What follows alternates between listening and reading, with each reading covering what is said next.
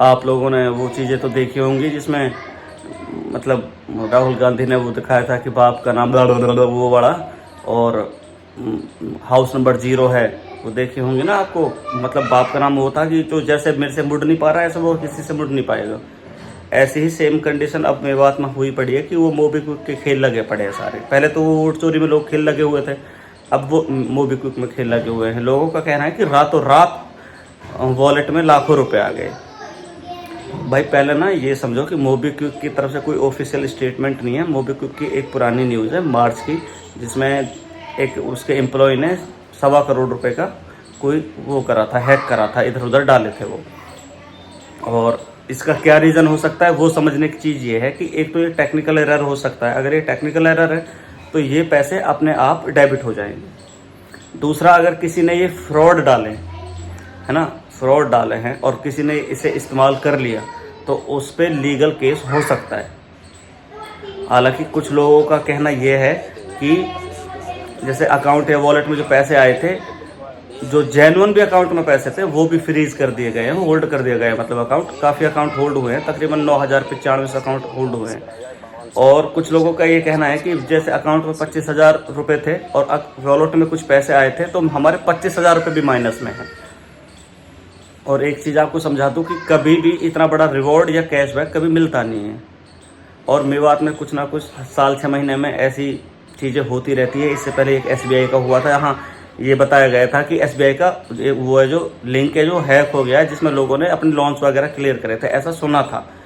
हमें तो आज तक ऐसा चलो 20 रुपये भी नहीं मिले, बट भाई ऐसा है जो मेन मुद्दे हैं, जैसे बूचड़ खाना है, जैसे यूनिवर्सिटी है, जैसे जॉब्स हैं, जैसे पानी है, जैसे रोड्स हैं, जैसे बिजली है, ये चीज़ें ज़रूरी है। हमारे बच्चों के लिए यूनिवर्सिटी होना ज़रूरी है।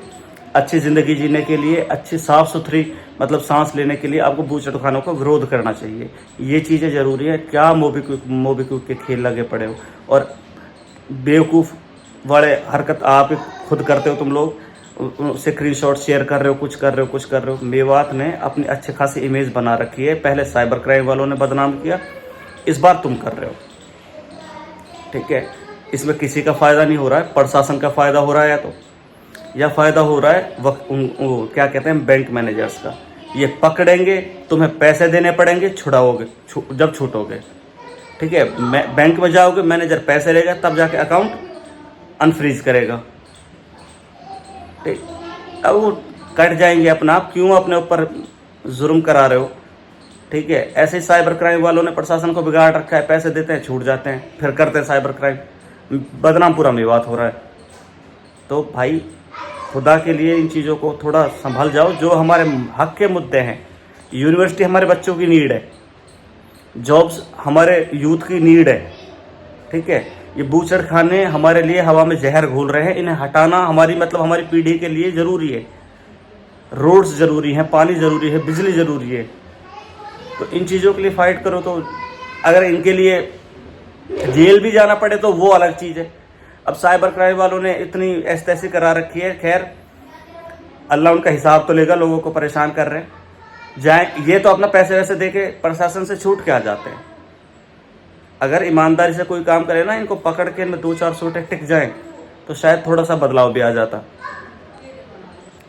अब भाई देखो, गाली वाली देना मत, जो एक्चुअल में हालात हैं वो बता रहा हूँ। पंजाब की मदद करी थी हम लोगों ने, कितना मान सम्मान कमा लिया, और आज तक मेवात में ऐसा कोई हादसा हुआ नहीं है जिसकी वजह से हमें बदनामी लेनी पड़े, ठीक है। जो होते हैं ना तो छोटे मोटे हादसे, उनमें भी वही अनपढ़ लोग, जाहिल लोग शामिल रहते हैं, जो खामा खां जैसे बस करा देते हैं। तो प्लीज़ खुद को सुधारने की कोशिश करें, बस फोकस करें अच्छे एजुकेशन पर, अच्छे कैरियर पर।